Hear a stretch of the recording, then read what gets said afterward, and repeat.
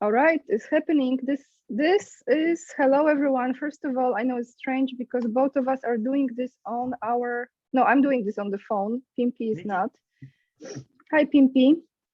hi sweetie, how are you? Uh, I'm very well. I'm not really very well, but yeah, we say yeah, it's long story. What I want to say is this. Wait, First of real quick, all, real quick.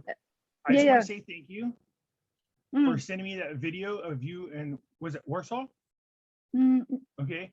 Yeah, first of all, you're absolutely stunning in there. But the whole video, just so you know, I have not had that Christmas feeling. I don't know how to explain it. I haven't had a Christmas feeling in decades. And I'm watching your video, and you see the scenery, and you have that beautiful music in the background. And the whole time I was there, I go, oh wow, I feel Christmassy, which is weird because I haven't had it in so long. There's just something about that, looking at those buildings, looking at the yeah, trees, seeing the people walk yeah. around, hearing the music. It was awesome, just so you know. Thank you, Pimp. This is learning how to put those travel vlogs videos together, but I am very intentional with the music I choose, and it's like an extension of my heart and my energy. So I'm really I think with time I will really get better doing this. But Well, that's not too anyway, bad. It's actually really good. The fact that you can even make me feel any form of Christmas, which is a whole emotion. more than anything. But for like a moment there, I was like, I haven't felt Thank Christmassy in a you. long time. So it's nice. Thank you. Yeah, I actually Warsaw was spectacular with decorations, I have to tell you. Amazing. Yeah, you feel Yeah. it. And so before we start today, I want to ask everyone to follow me on Instagram, please. It's important for me. It means a lot to me. And also join my mailing list, which is down below. And you can check Pimpy's channel if you don't know yet, is down below, and every other link to Pimpy is down below. And here we are. The year is ending, and I was thinking what I want to ask Pimpy because I had those questions for a while and some are new. Before I jump into the questions, I was listening actually this morning to an interview that was on Robert Kiyosaki Rich Dad Poor Dad channel. Yes.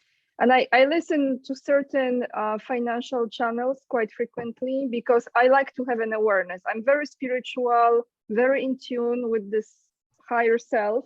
However, I'm still existing in this reality. So I want to balance that. And here are some statistics. And I want to start with this Pimpy and we go from there. So the recent statistics are 78% of people in the United States are living paycheck to paycheck. And 65% of people in US, as I understand from those statistics, could only come up with extra $500 for some emergency. So now we are heading into this 2022 absolute disaster what they are doing to United States and all around the world pretty much. People work their whole lives, they have all those pension plans, 401ks, yada, yada, yada. So how do you see this coming in the next year? What is your feeling? What is your sense when you're watching this? So a couple of things. So 78% living paycheck to paycheck. I agree. 65 or 68% of them having $500. I don't agree with. I think it's probably way lower than that. Just because people can't afford to live the way they are and have any type of savings, and it's all by design. I really believe that. Here's my thing. I was talking to my aunt about the fact that my father and mother at one time, they owned 5 houses. They had 5 of them. They had rental property. And I said, good Lord, can you imagine trying to own 5 properties a day? I said, how did they do this? They go, well, your dad worked. I was like, what about my mom? She goes, no, she was a housewife. You can't do that no more. It's One almost person. impossible. Yeah, it's almost impossible. And not just that, it's to the point now where even your young adult children can't go out and make it on their own. My friend Helen, right at this moment, right? Her kids are older. One got married and they just had a baby. They still live at home. They're trying to go out and get an apartment. They can't afford it. The apartment rent now is more than a mortgage. It's terrible. But here, I'll give you the same response I give to everybody else. These people can only get away with as much as we allow them to. It's we, the people, are supposed to be the ones in control of our government. In other words, we're supposed to monitor them. We're supposed to make sure that they're doing what we elected them to do. And they're not. And people are so, they just don't care, it appears. You'll sit at home and complain, but they won't be proactive. You know, I think we are at the point right now, I do, that people are tired of it. So I'll give you one more example here. So the people in Australia, God bless them all, they are going through hell right now. They really are. I talked to so many people from Australia, and I just keep saying, you know, when is enough enough? You know, you want to be able to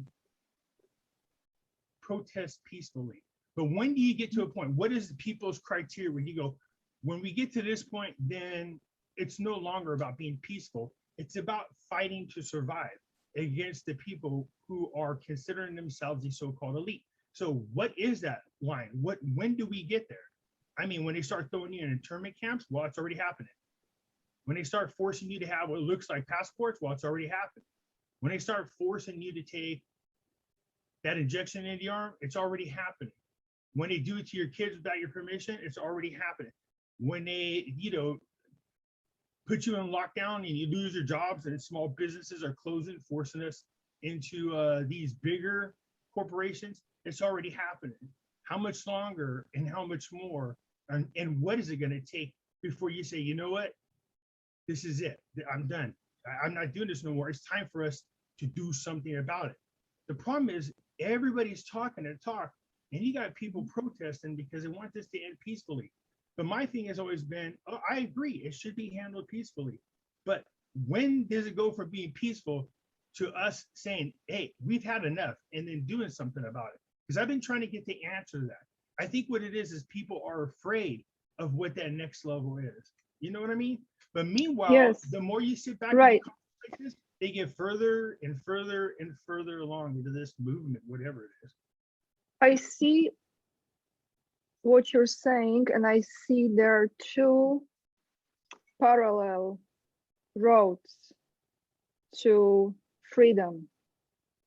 Now, that is one, but there's another one that I see now, how people can, within this events, within this very, very sick events and reality, take care, remove themselves as much as possible, right, from those systems. So let's get practical here, Pimpy, because, and I repeat this every single time we have conversation, if not me coming across your videos almost 2 years ago now, it will be 3 years next year, I will not be having a single ounce of silver or gold, and I do, because I listen, and you have this gift of explaining things in such a simple way that it's just very easy to absorb, and I just act on it. So I started to do that. So thank you again for this, because it accumulates, right? It accumulates. Okay, so we know gold and silver will protect money if everything goes, if the bleep hits the fan, okay? Now, 401ks and those pension plans that many people, and I've been there, I don't have 401k, I used to have, but I realized like no one even, a lot of people don't even look at this, what the company was doing with their money. They just take the money from them and they invest and trade and whatever, and they have no idea what stocks they were trading, what's the value, none of it. And they are just, oh, I have 401k, the time comes, you know, the social security, whatever. It's not going to be like this. It's not. I mean, every year, I mean, the cost of living doesn't match what we should get. There's people that, you know, were living in their so-called golden ages. It's not even golden age anymore. You know, for years, I've been warning people about the billings. I've been preaching about it for years. And now you're starting to see a lot of other people going, look, they're anticipating the billing. For those of you who don't know what a billing is, In 2008, around that time here in the United States, these so-called too big to fail banks failed. And we had to do what was called a bailout. We bailed out the bankers, even though the nice executives got huge $1 million bonuses, the taxpayers. And then when people found out that they got these huge bonuses, well, we raised heck then. And then what happened was they passed a law. This is what they do, these politicians. They make it sound like they hear our voices and they're going to pass something to protect us. So they made it illegal for us to bail out banks again. Yay, sounds all good. But what you didn't see in the writing is they won't do a bail out, but they do a bail in. For those of you who don't know what a bail in is, all the money that you have in the bank, all of it, checking, savings, 401ks, anything like that, they literally take all your money from you, all of it. And then what happens is you become a shareholder in that bank. Yes. And once the bank has recovered, eventually you get your money back if the bank recovers. The odds are these banks aren't going to recover. So people go, right. I got FDIC, there's insurance. Well, a couple of things about that. If you're anybody that has over the insured amount, which here in the United States, it was 250, they dropped it down to 200,000. So let's say 200,000. Oh, sorry, one second, Pimpy. $200,000 in US, right? It used to be 250. It's 200,000 now. Okay. So yay! If I got 10 million in the bank, and they take it all, while I'm insured for 200,000, that seems like a fair swap, doesn't it? No. And here's the other kicker: if you go look at the kitty, the pool of money that the FDIC has, they can't cover us. There's zero money left because the people who get paid first, again, when politicians say, hey, we're going to do something for you, they never do. They don't like us. They never did. Okay, so here's the thing. There's not enough money because by the time you pay out the derivatives and everything else, there's $0 left. Zero. Not to mention that when you try to rush to the bank, it's called a bank run, and get your money out before they do this, if you catch any kind of wind of it, well, then they have what's called a bank holiday. It's made up. In other words, they close all the banks down and they take your money.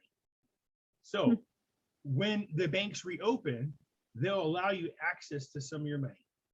Some of your money. You can take out a maximum of $300, I think it is a day, maybe. Depends on how big this event is. If you have other bills to pay, they don't care. What about feeding my kids? Don't care. I have a mortgage. Don't care. They don't care. This is a plan. It's all by plan. It's all by design. So I tell people just to be on the safe side. Look, calculate how much you pay in bills every month. Every month, your normal bills. And then add on 10%. Then put that money, take it out of the bank and have it somewhere hidden, safe in your house. So when this happens, you at least have 6 months worth of bills until everybody figures out what's going on. Now, I did a video called The Lessons from Cyprus when I showed everybody where they did the practice run, which was in Cyprus. They took everybody's money. Yes. Everybody's money. I said, that's it. I told everybody, look, that is a testing ground for what they're going to do. Yeah. Now, recently, the banks have been sending out notices to people saying, hey, you guys, just a friendly reminder, this is what a bail-in is. I go, why are they sending out reminders to everybody about what a bail-in? Who sent you this? What bank? No, not just mine is Wells Fargo. I already knew about it. I got mine, but other of my subscribers sent me their letters from all the different banks, even a credit union, which I was shocked to see, because we find out that the credit union actually is a satellite of the bigger bank. So that's one thing that people go, well, I mean, if you read what a bail-in is, it doesn't touch these independent banks. It says only banks that make over X amount of dollars. Well, here's the thing. We did a lot of merging in the 80s, and we continued all the way through the 90s, all the way through the 2000s. So some of these banks that you think are independent, they're not. You need to research to figure out that you might be a satellite of one of these bigger banks. They just didn't change the name of your bank, okay? Now, you brought up something interesting, the 401ks. They invest money into whatever. We see what's happened over in China with Evergrande. That is a disaster.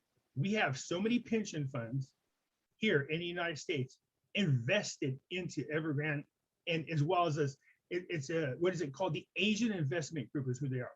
And the top 3 major real estate developers over there, well, they were making billions and billions of dollars at one time. So people wanted to invest in it. It was a great growth opportunity. The problem is now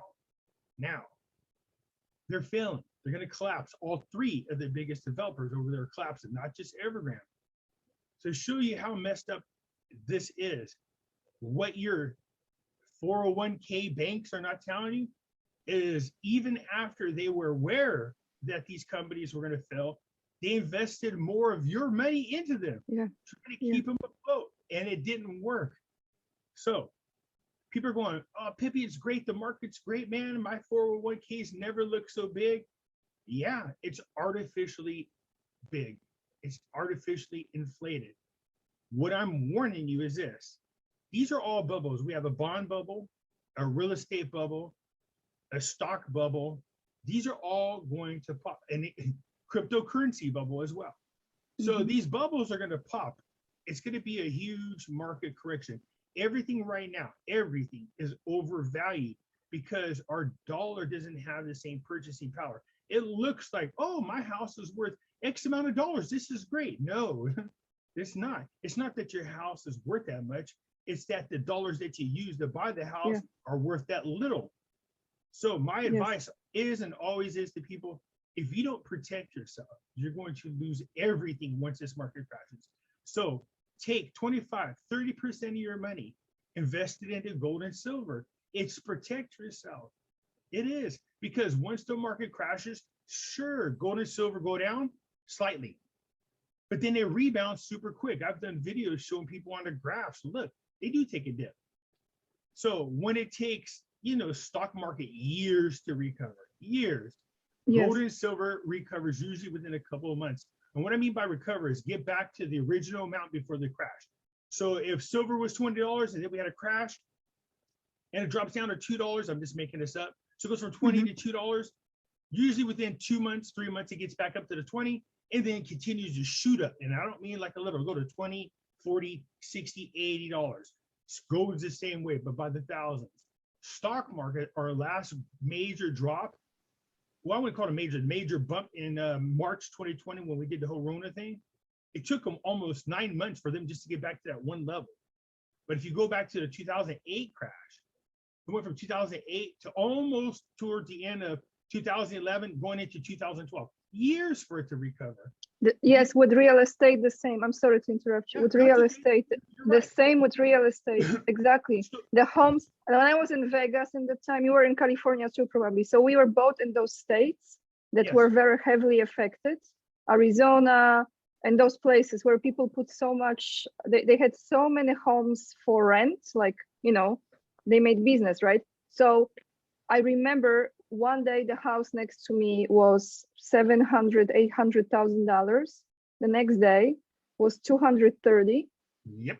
And then a few days later, it was bank owned. And then I just saw those, you know, papers on the doors from the bank. And it's true, 2008, 2009. And then slowly it was getting up in 2000, I would say 12, like early 2012, and then went up. Real estate. So Pimpy, that's good that you said, I just want to say this because that's good reminder. Like even for me, I was never savvy into this and I'm learning this. So when the stock market will crash, everything pretty much. And actually it's interesting because Kiyosaki said the same today. And I was like, what does he mean? Gold will go down and silver will go down. I was like, no, because I didn't understand. And now you're saying the same thing.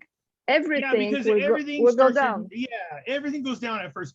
Here's why gold and silver go down, but gold and silver go down for the wrong, or different reasons.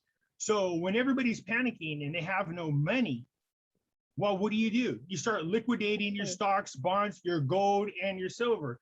So the market gets saturated with these assets. Of course, think supply, demand, the values go down.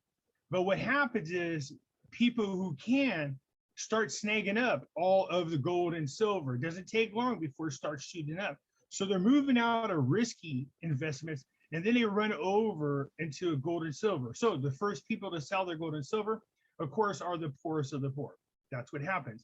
and the sharks are swimming around waiting for it to get to a level where they know other people can't buy it, and they just start grabbing it all up. Of course, then the value goes up because there's not enough. For the record, there already is a worldwide shortage on gold and silver. It's been Yes.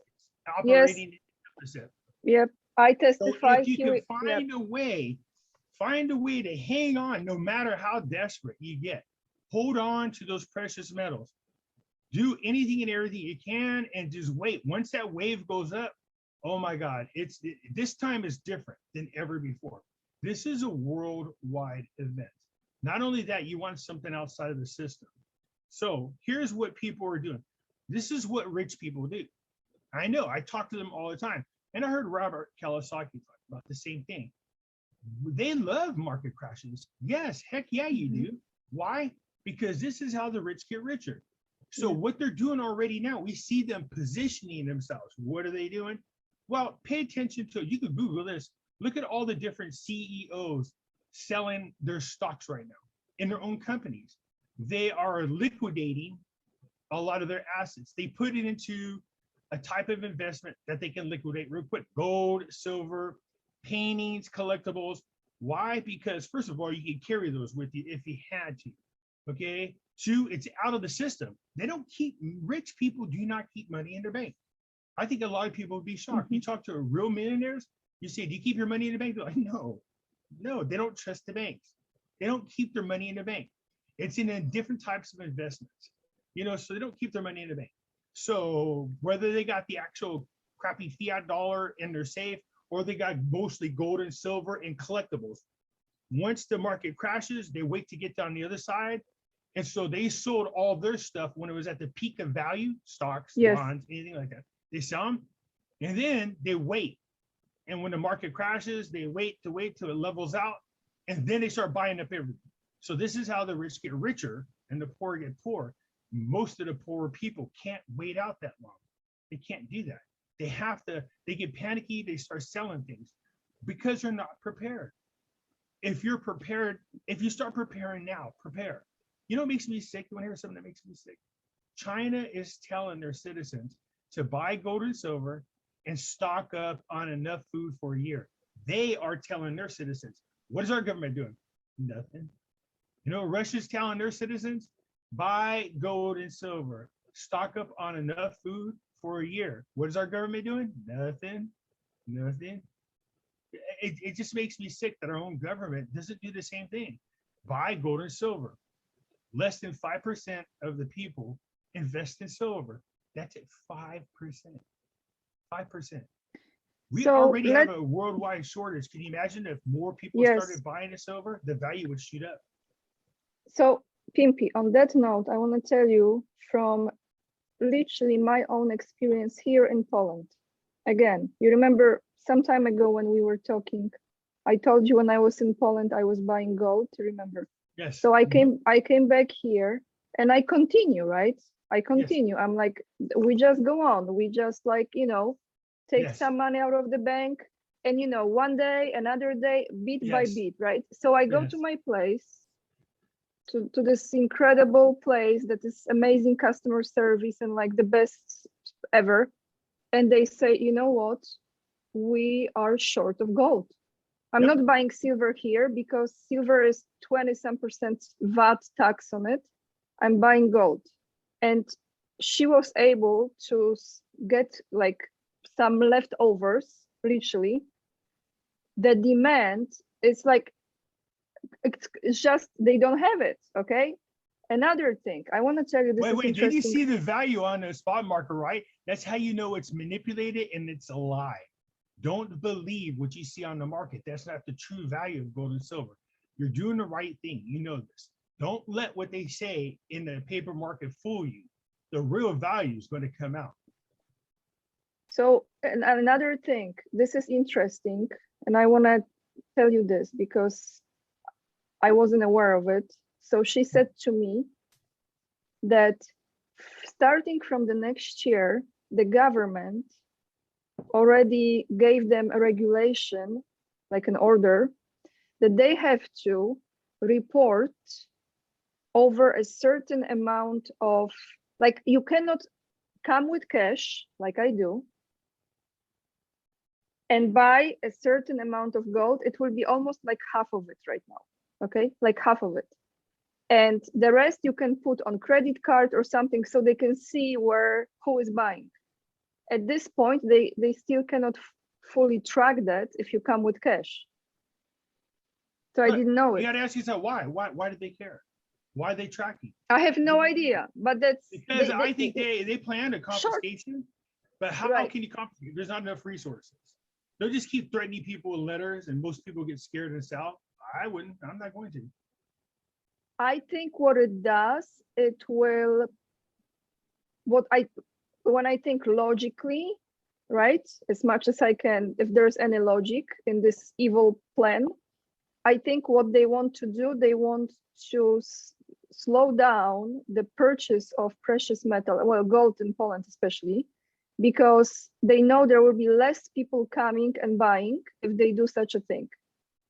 Discourage because them. That's what they're trying to do. Discourage, exactly, that's the word. Discourage them. Well, also keep in mind this: we need a minimum every year, a minimum worldwide of 1 billion ounces of silver.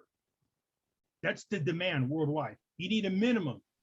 We've been in deficit now since 2014. Deficit, meaning we are not able to keep up with the demand. Now, if the more people become educated, more people than ever before buying silver, still 5% of the people is not enough. It should be higher, but they're buying silver. Enough when we did the silver squeeze that we almost collapsed the silver market. We were this close. People don't know how close we were. But here's my thing.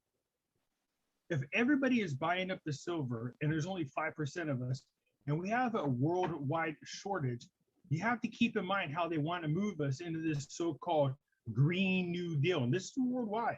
They cannot function without silver. Silver for the cars, silver for your cell phones, silver for your computers, silver for your solar panels. There's not enough silver. So what do? Either you pay the people the true value, or you just take it from them. They're going to try taking. That's why you need more people investing in it. The more, the better. So this way, when they go to confiscate, you'll start a revolution is what'll happen. I mean, I still think it's going to happen anyways, this revolution. This person brought something up about Australia that made me laugh. If nobody's allowed in unless you had the jab, and nobody's allowed out unless you had the jab, and they live on a dang island, how the heck did Omicron get over there? I was like, oh, that's a good question. That's a good question. It's a mystery, like all of that is, right? And then we're gonna know it in 55 years. What did you say? No, that lawyer, that Führer, the guy that's been going after people for the Nuremberg violations. Mm-hmm. They haven't. They're done. They're right now going. Yeah, the German guy. He's brilliant. So like he's brilliant. Yeah. I think he has over 1,200 doctors and scientists willing to testify on his behalf. So now he's starting his approach. So it just launched, I think it was last week. We'll see where it goes. When he first laid it out real quickly, just in press statements, I was like, oh, he made it look too easy. He goes, not only are we going after you for this, we're going after you for this, this, and this. We can prove that we have science on our side. So when they say trust the science, yeah, let's trust the science. We have actual proof. So I'm wondering how long they're going to allow this guy to get away with it before they go after him. I know one of the judges that he had his first case with agreed to hear the evidence, which is a no-no. And he unfortunately woke up dead one morning. So, but that's what they're willing to do at this point. They don't care. They don't have no problems with killing people. Their goal is to reduce the world's population by any means necessary. So, but I do hope he brings a lot of truth out to light. You could go right now, Google the number of plane crashes that we see every day. I'm talking about, small plane crashes, where people having heart attacks. You could go watch the number. It's well over 300 now. Professional athletes in the ages of 20s and 30s who are healthy as could be, all having heart attacks and strokes on the field after getting the injection. So yeah, that's where we are in this world right now. If you're not prepared for what's coming, then man, you know, You just know, the thought, Pimpy, I know that there is a higher plan that our soul yes, and God has for us. If we are still here, still having this conversation, still standing, still breathing, still able to, like, even for me, you know, because you can find the ways to travel without it. You can, like I was explaining to people. People still don't believe. Some people still like, no, she took it, she did this, she that. I don't need to explain to everyone if they right. don't understand, if they don't do the research, if they don't believe in my testimony, in my experience. I mean, then don't. It's fine. But my point is this. Let's now talk about, someone kept asking me this, and I always forget to ask you these questions. It's about medbeds, because you had several videos about medbeds, and someone asked me this: what materials are used in production of medbeds? And well, those are the ones we should really keep an eye on, right? So there's all kinds of stories about med beds out there, some of them way out in left field. It's not that I doubt that they exist. You know how I am. I'm not going to talk about things that I can't prove. So I did play a series of videos in which these people were talking about med beds, but what they were talking about, some of the things I knew already. So when I heard him talk about it, I said, oh, that's very interesting. I am aware of that, but I didn't know other people were aware of this. The other thing is I was like, no, that's a little kooky way out in left field.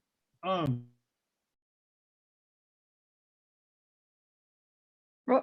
someone's Sorry, calling. The Tesla bed right now, that's real. It's out there now. And so I've read. Wait. Can you say again? What I asked for is Pimpy, can you say permission. again? Can you say again? Can you Because hear the voice has changed now. Hold on one If second. you can say, somewhere I lost the room. it was perfect Can you hear connection me? before. Yeah, I but can't hear just you. I can hear you. Somehow I lost your volume. Oh, it's Your good. music. It's good. It's good. I hear you. I can't hear you. Can you hear me? Yeah. Can you hear me? Mhm. I don't know why I can't hear you. Okay, I hear so whoever just tried to call me and left a voicemail, hopefully now that they're done, I should be able to hear you, hopefully. Okay. So Okay. when it comes to so I found out there's all kinds of so-called med beds, just different methodologies out there. Okay, so some of these beds are real, but they affect people in a different way. I met a doctor in Fresno. Her name is Diana. I have a hard time pronouncing. She's gonna kick my butt for this, but her last name. I'll send it to you so you can leave the link.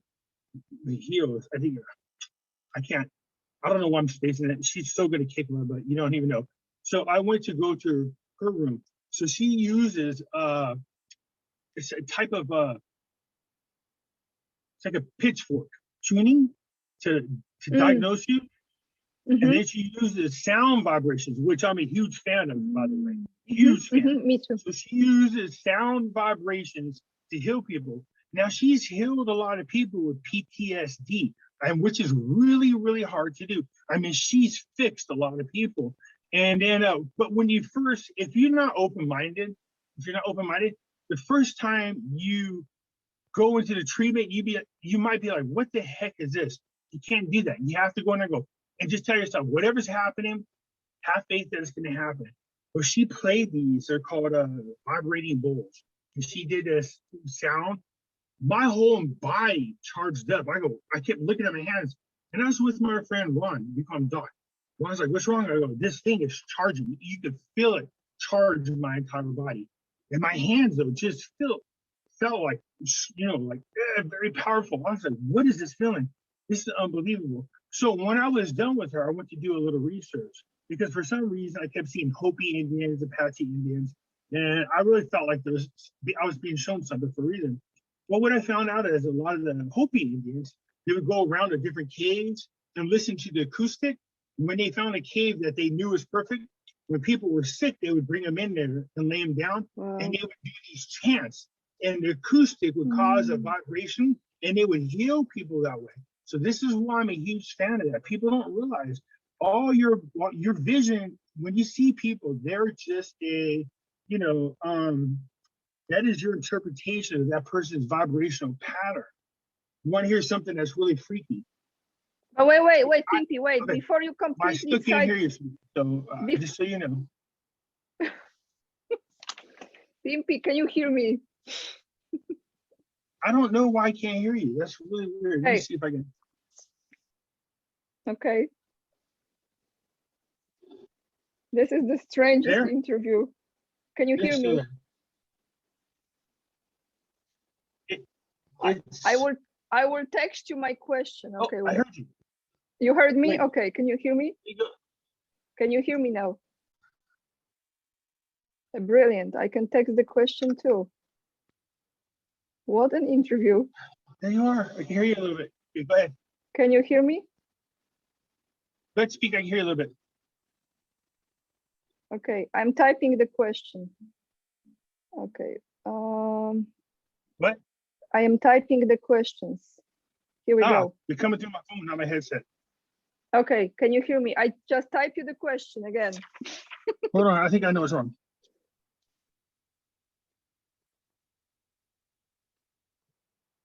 Okay. This is real life. Give me a second. Okay. Let's see. The battery is still there. Okay.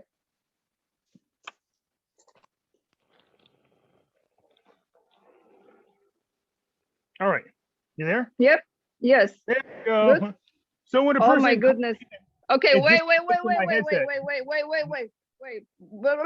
Let me speak now when I can. Go ahead. Pimpy, please don't sidetrack too much because I really want to know, because before you forget, what material those med beds, whatever, there are different kinds. I know it depends. Yes, okay. What is the material? Because I'm like, this is the material, the metal we should focus on, So, right? The Tesla bed has a Tesla coil. And Tesla coil. Tesla coil. And it's a real bed. You can look this up. It's called a Tesla bed. It's real. You could buy it. As a matter of fact, there's people that you could reach out to, set up appointments, and use their beds. So they're real. They're out there. So I'm not sure what makes the material up, but it's there. All right. There's a gentleman in Iran. He's a doctor. He puts you in these pods, but he squares up and down. It will heal the entire body of a variety of different types of sicknesses. But even it uses a type of vibrational pattern. Now, I'm interested in that guy, and I'm going to try to reach out to him. But I did hear from two people who went there and said this guy made a lot of promises.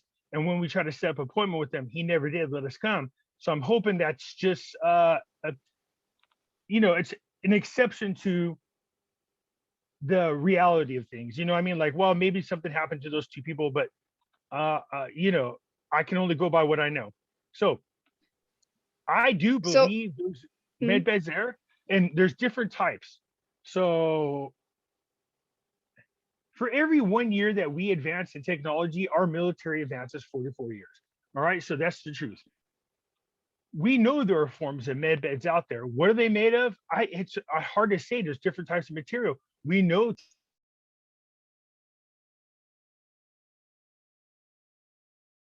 Lord, sorry about that. Are you muted again? It's okay. Yes, I hear you. There you go. So we know that the Tesla coils, you can look it up. It's called a Tesla med bed. It's out there. It's real. And a lot of people swear by it. But it's like a material you buy that you put underneath the bed. Okay. And so when you're sleeping, it works on your body.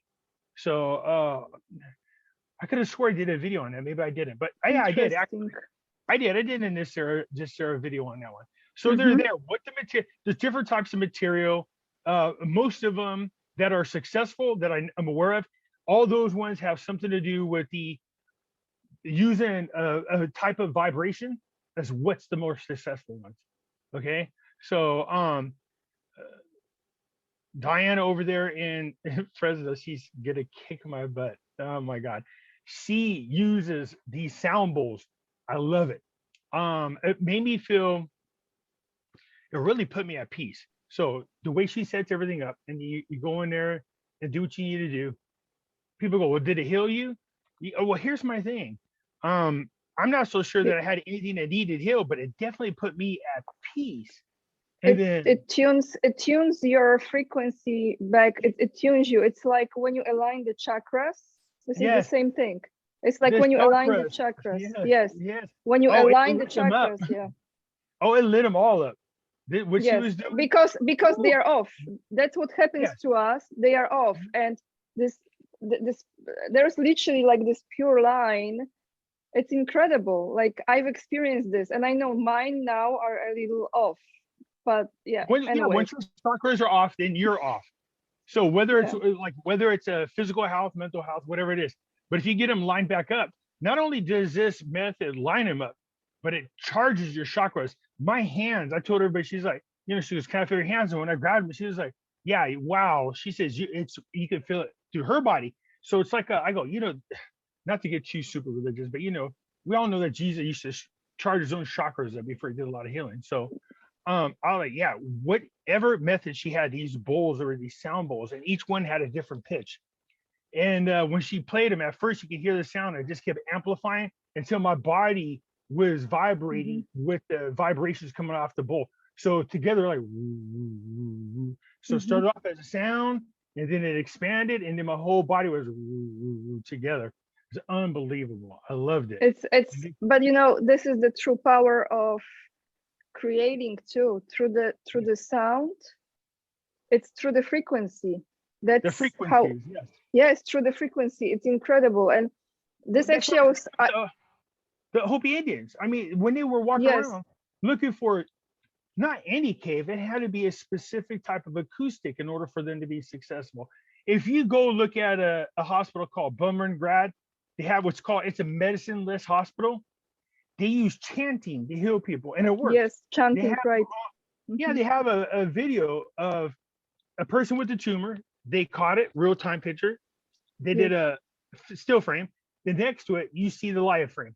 And the doctors would come over and they would chant over it, and they just use this vibration. They make this noise, and it got rid of the tumor right there on camera. We saw it live on camera. Yep. Yep. So, but another thing, Pimpy, before we end this topic, it just reminded me of something. I remember some time ago I came across a monastery. I think it was in India, and it was on the website. And what they were doing, and that was actually quite legit, because I was doing some research and I saw how many people benefited from this. So people were sending them requests for the prayers, and that prayer, we are talking like 1,000 miles away from the patient or requesting person location. And they were, like you say, they were chanting certain sound and prayer over that request. And they were either healing or like resolving the situation.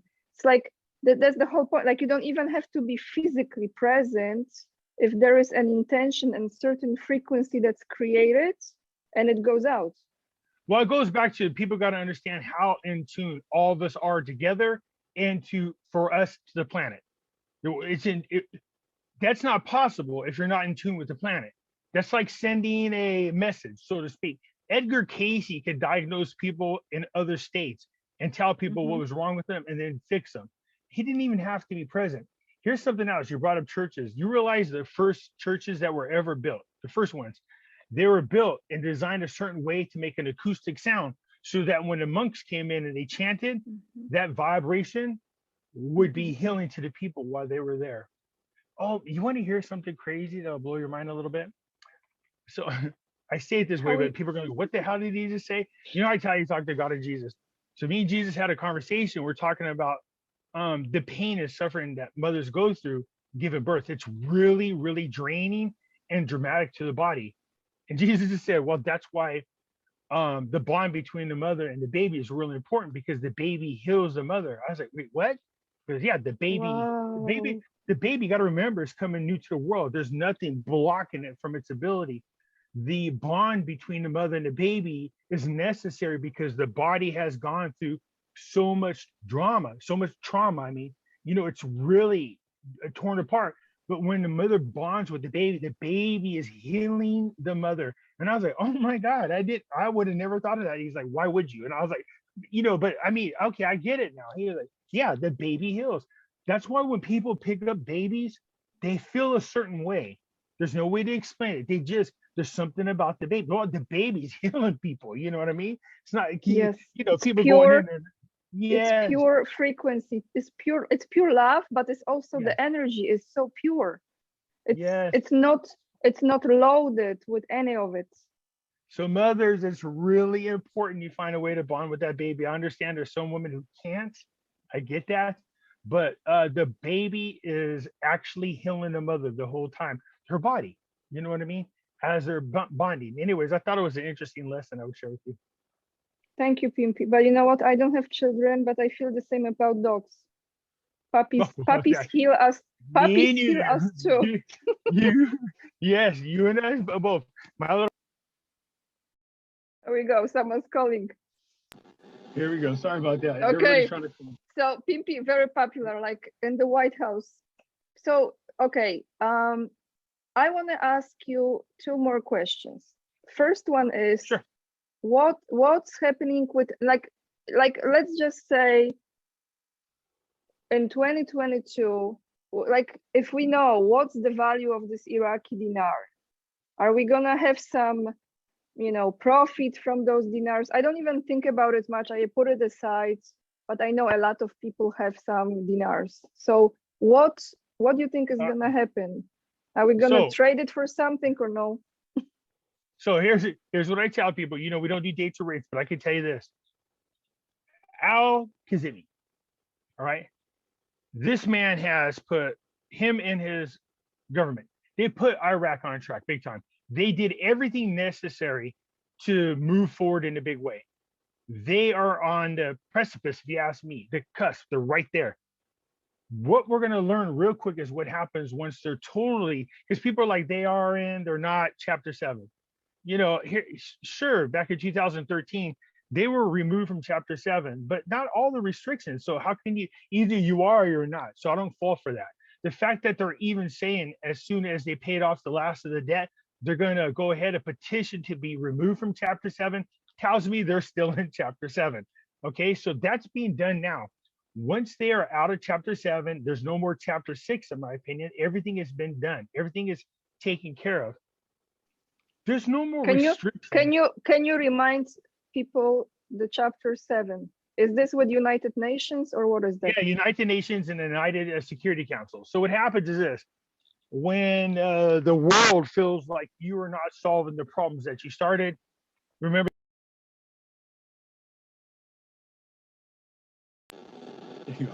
So when they damage, they affected the government, they affected businesses, they affected people's lives. So the rest of the world decided that, hey, Iraq owes Kuwait, and they came up with a dollar amount. Plus there were other issues, they call them files, other issues that needed to be resolved. Well, Iraq started to, but then got to a point like, I don't care what you guys think, we're not going to deal with this. And so that's where chapter 7 comes in. And chapter 7 forces them to do this. So they took a percentage of their revenues from oil, just took it from them. It's like having your check garnished when you owe child support. So they took the money from the oil sales, they took a percentage of it and put it aside for the compensation. So the compensation was the big thing. That's like the last remaining thing. So, once they're out of chapter 7, so when you're in chapter 7, you can't do any kind of arms buying or dealing for your military. There's restrictions on your currency. There's embargoes and restrictions on your trade as a country. I mean, it really affects your country. So if you remove those things that keep you from growing and flourishing as a country, especially one that's as rich as Iraq, you know what I mean? Then what's going to hold Iraq back? I remember reading an article. It's a little older. It's like 6-7 years old, in which the main person at the time said, somebody asked him about the rate, where it used to be like $3.22, I think it was. And they said, is Iraq lost the value of the currency? He says, there's no reason for them not to be reinstated at the other rate. There's no reason. They haven't done anything. Nothing's changed economically for them. So the rate should be reinstated. Now, I say that not trying to blow hope up people's butt. I'm just saying that, look, there is a lot of talk about the exchange rate. We don't know. We're waiting for them to officially announce them out of Chapter 7. Then we're going to see what happens. So we need Sauter to put in his government because that's a big deal. So Sauter's kind of, we don't know what direction he's going into. We know he's a nationalist. He loves his country, and anything and everything he does is going to be about what's best for Iraq. He's like the Iraqi and Trump, so to speak. He's Okay. focused on his people to the point where it pisses Iran off because he's part of the Shiite group that is, backed by Iran, except for Sauter's not about being about Iran. He's all about Iraq, and to the point where it pisses off Iran. So what it comes down to, I guess the long way to answer it is this. We will know a whole lot more coming up here real soon. I still think they need to develop more of the private sector, which is being done quickly. But the fact that that money that they're taking from them out of the oil every month, that now goes back to Iraq. That means they can rebuild their country. Infrastructure is going to be done quicker. I mean, this is people, less people on unemployment, more people paying taxes.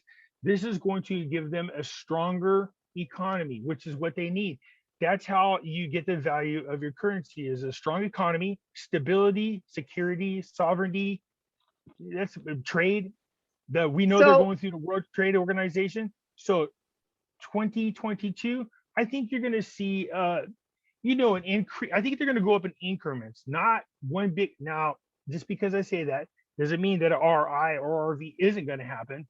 I just think because you don't want to shock the economy all at once. Mm-hmm. Mm-hmm. We know that when they devalued the dinar, it affected the poor. It hurt the economy. Everything is way more expensive, right? You can't just shock your economy like that. You have to do it in small increments. I think they're going to go up a lot quicker than people know. But I mean, an RI and an RV would be good. But right now, it's a great time to be owning the dinar. I'm just sitting there waiting because it's going to happen. Sooner or later, you're going to start seeing the values jump up. That's just my opinion, though. Okay. I don't want to commit to it happening in 2022. It's not that it can't. We need to see what's going to happen with Chapter 7. Okay. So, Pimpy, the final thing is your prediction for gold, silver, and real estate in 2022. So I thought by the end of this year, gold would have been somewhere around 2,000, 2,200. They're still trying to knock it down. I remember when you said it. I said silver should be somewhere between $28 and $30. I'm still feel confident about that for some reason, even though we're like 1 or 2 days away here. But the market started to, you could see a huge demand and push at the end of this year for gold and silver. So 2022. Let's say in a year from now, Pimpy, when we talk in a year from now, it's December 2022. Where are we? If they could somehow, some way manage to still keep this economy afloat, which I don't think is going to happen, I'm watching Evergrande. That's going to start a domino effect. So let's say with crash or without crash, because we have two scenarios, right? Yeah.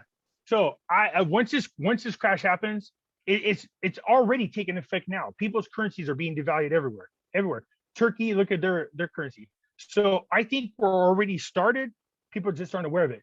So 2022 is,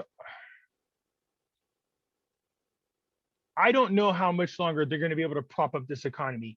With tapering happening, them talking about lifting interest rates, there's no more, quantitative easing. No, it's going to crash. It's going to crash. Okay, so with crash, you're going to see, man, really a lot of hardships.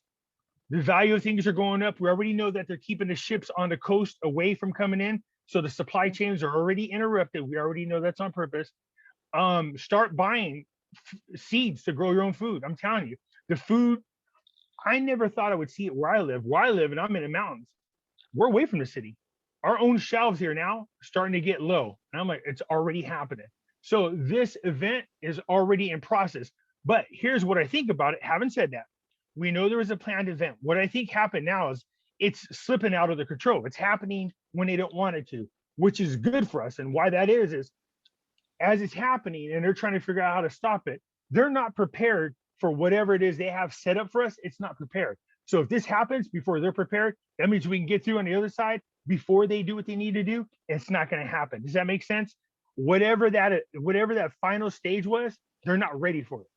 But it's already slipping out of their control, which means we'll be able to rebound from this. And then I think people are going to go, yeah, enough's enough. And they're going to make huge changes around the world to the governments. It's going to happen. This is so gold, I predict silver. campaign. Go to silver. That you have to have it. If you don't have it, you're not out of the system.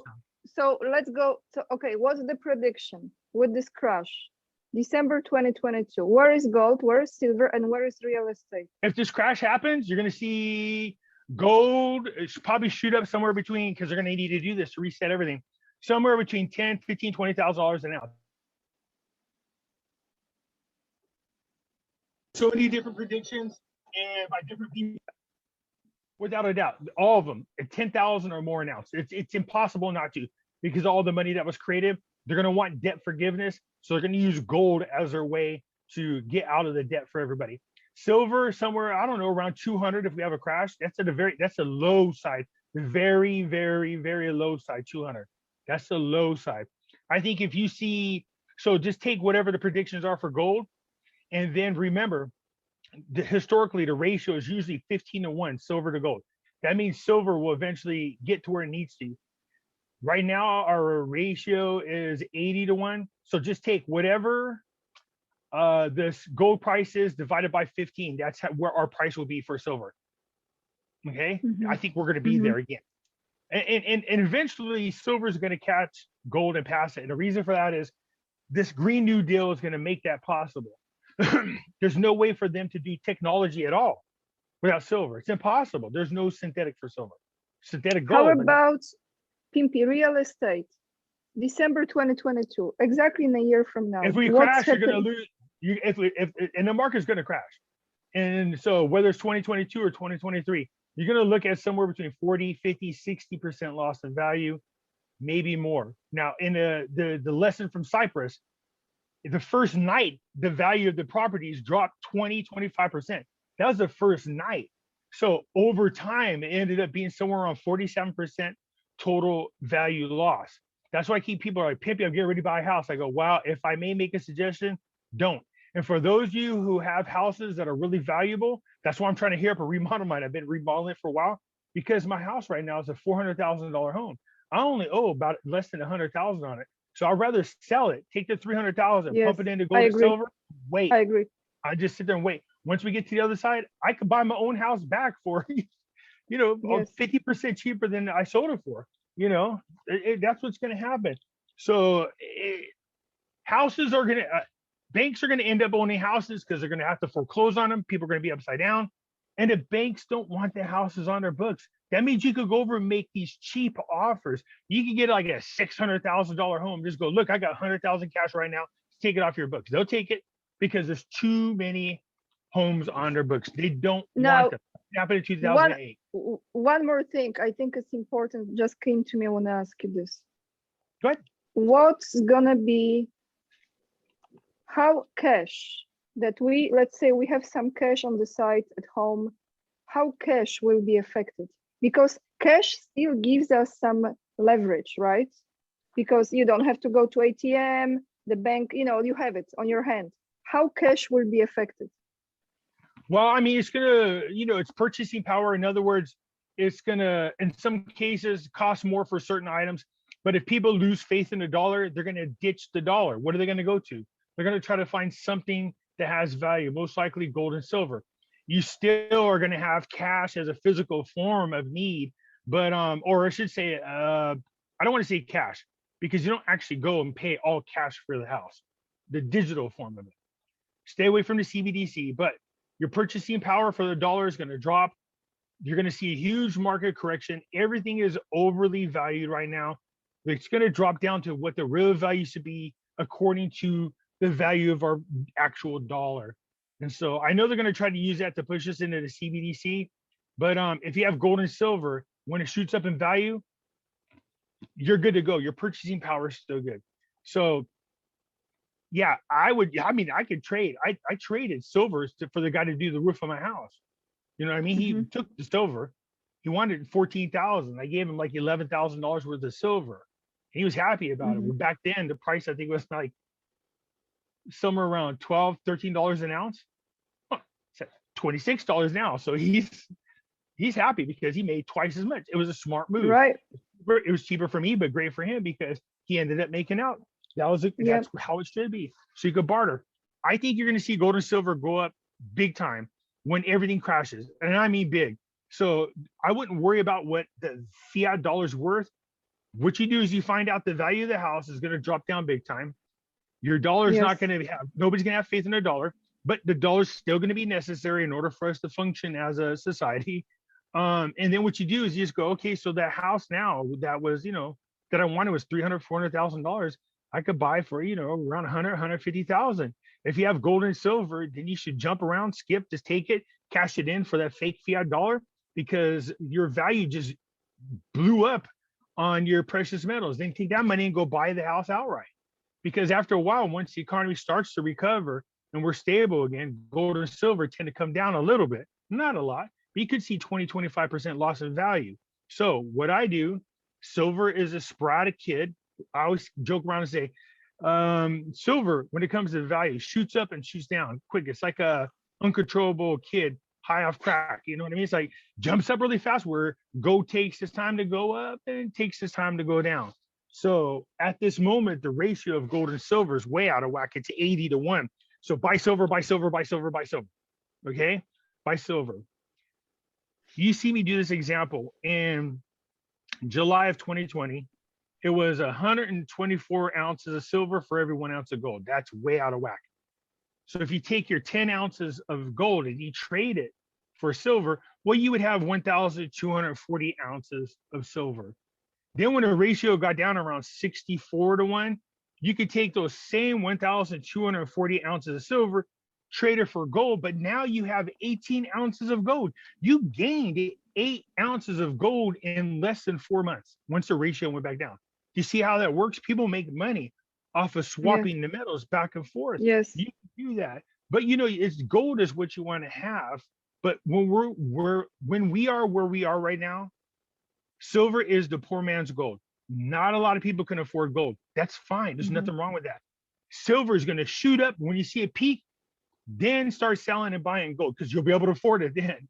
You know what I mean? But either or, better than paper money, right? And paper money just to have on the side to pay the bills and have a little bit, So extra Pimpy, just in case. I want to thank you for another year. No Conversations, problem. I appreciate it. Another year of friendship, and I wish you, first and foremost, I wish you peace in mind, strong spirit, absolute certainty and faith in God, as I know you do have. And I see you on the other side next year. And I know that we will get through this and we will be very, very victorious at the end of the story. I just know it. We need to come together. We need to unite because we're going to need each other. Community right now is family community. Right now, I don't care what kind of minor little issue you have with family members. I promise you, in the end, it's whatever you were fighting about is not going to be worth it. Okay? You're going to need each other. So family community is important right now. We're starting to do little community functions.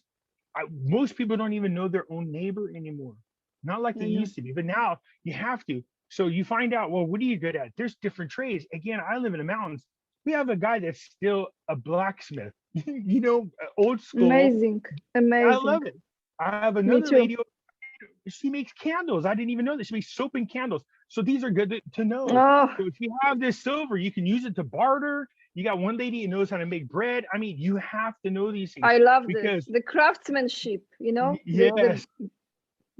It's awesome. So they make, they do pottery, they do, silver. Mhm. This one lady could take your silver and she could turn it into a silver spoon. I was like, wait, what? She's like, I could take your silver, melt it down, and make you into, They silverware cannot for me. confiscate, Pimpy. That's great. They cannot confiscate. Make it into vase. Yes. Turn it into something. I don't know. Make it a Make blob. make it into a table. Make a table. Yeah. Yeah, just turn it into a blob of ugly. They won't know. They go, what is that? They go, all lead. Don't worry about it. Something. But no, they really couldn't confiscate. I mean, the only reason they can't. If people have this misconception about the confiscation in the 30s when it took place, or was it 20s or 30s? They didn't come to your house door to door. They just said it was outlawed, and most people voluntarily gave their precious metals up. There was a lot of people that didn't. They refused to. They just held on to it. Nothing happened to them. But one more thing on this, actually. I had this chat a while ago with another gentleman, and you know what he said? It was so on point, actually. He said now people have much more money in cryptocurrencies than in precious metals.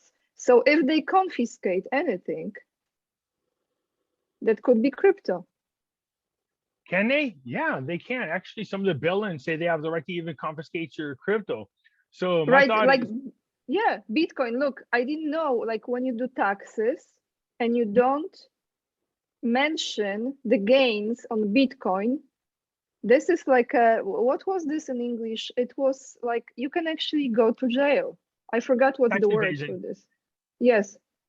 So they can make all the threats they want. Decentralized platform, they're not going to be able to control. That's why they can't stand decentralized platforms. The problem is, if you're going to be committed to cryptocurrencies, you have to be all in. In other words, that is your form of payment for everything. And you got to hope that where you go accepts cryptocurrencies, period.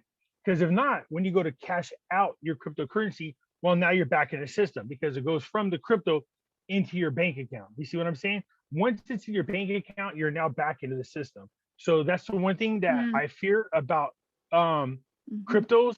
So people are like, well, fine, I'm on a decentralized platform, neener, come and get me. Well, what happens if they go after all companies that accept it, saying that if we find that you're accepting cryptocurrency as a form of payment, this will be your punishment? Then you're limited on what you can and can't buy.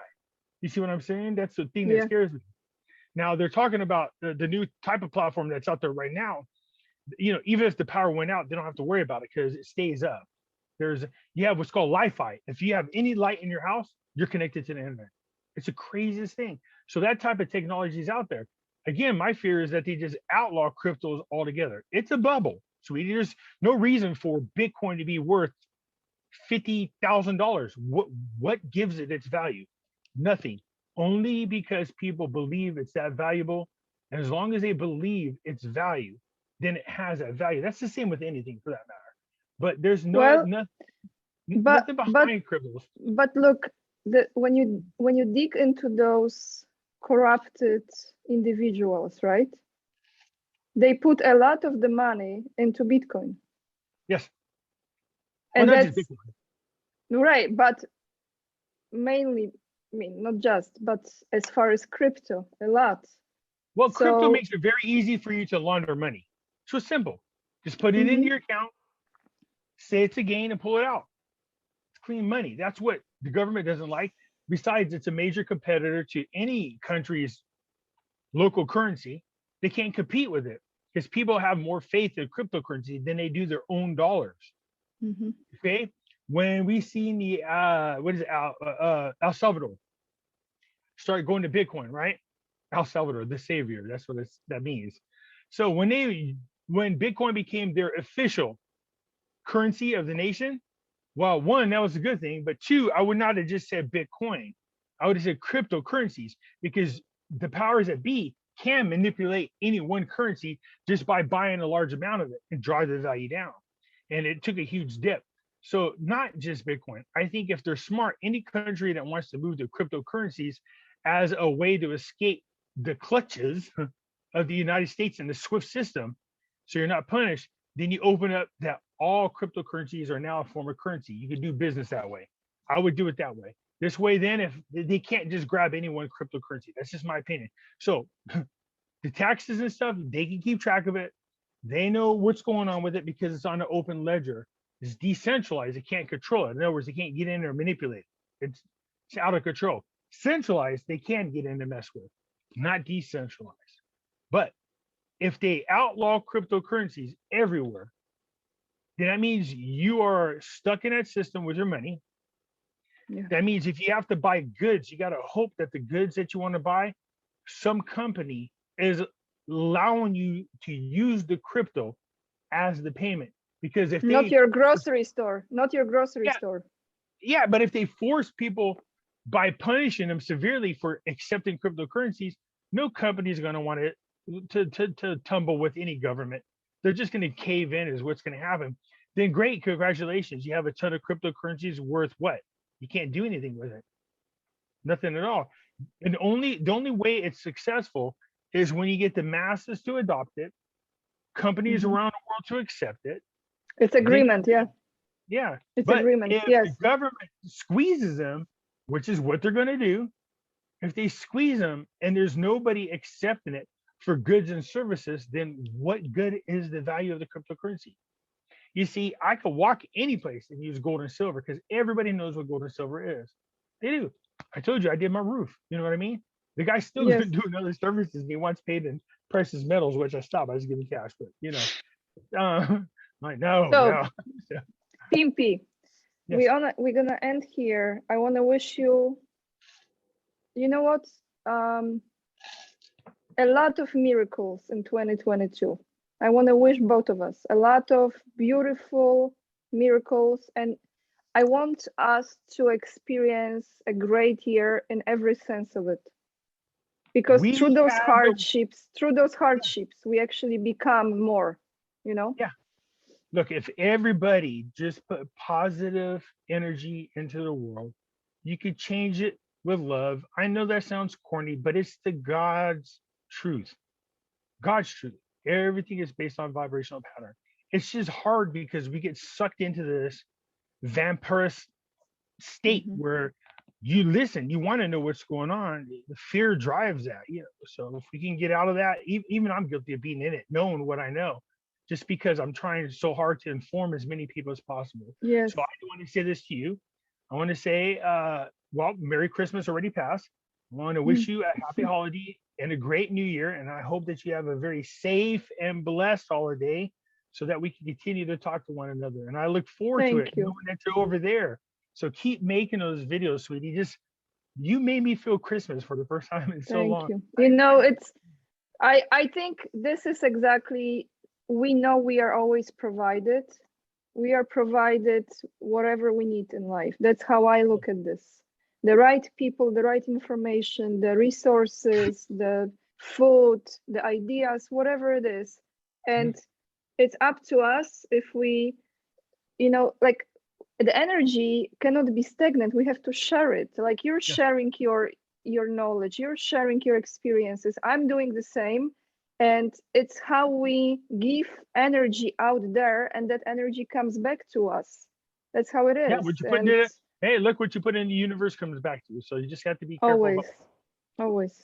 For those of you Thank you wondering so why much. it looks so freaky right now, it is really dark and snowing where I'm at. So even with the lights on, it makes it look real dim. That's kind of freaky, but that's what's going on. That I'm from the future. Oh, From no, the just kidding. future. Thank you so much, Pimpy. And I'm Thank you, gonna sweetie. stop the recording right here. Let me see how Bye, we do this everyone. now. How we do this